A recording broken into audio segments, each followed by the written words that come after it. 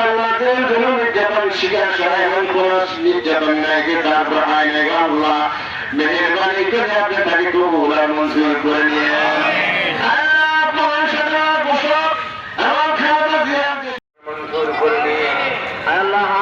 পূর্বে দূরে সরে পড়লাম মিলাদ শরীফ নিযুক্তি করিয়া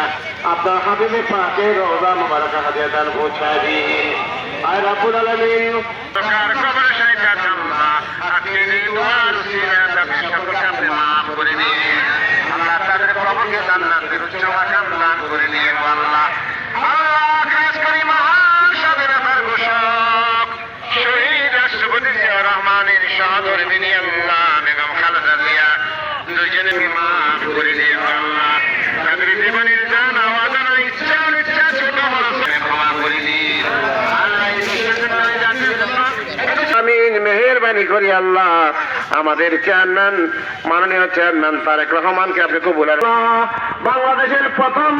বিশ্বের জীবনের সব গুনাহকে মাফ করে দিয়ে আল্লাহ তাদের নেকি দেওয়া আল্লাহ দেশের নেত্রী খালেদা জিয়াকে মাফ করে দিয়ে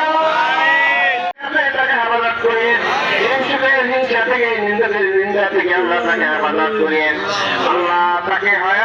হায়াত বাড়িয়ে দিন এই দেশ এবং জাতির জন্য দেশের মানুষের জন্য কাজ করতে পারে খাদিম হিসাবে কাজ করতে পারে